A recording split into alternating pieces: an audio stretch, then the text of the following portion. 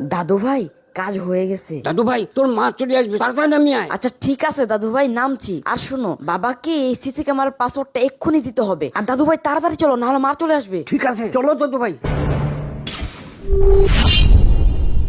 আরে তোরা তোরা আমার বেডরুমে কি করছিস? না মা, এমনি আসছিলাম আর কি একটু। এমনি আসছিস মানে? বের হ, আমার রুম থেকে বের হ, বের হ। আরে এই, আপনি দাঁড়িয়ে আছেন কেন? আপনিও যান যান। সত্যি কথা বলতে কি, আমার কপালটাই পোড়া।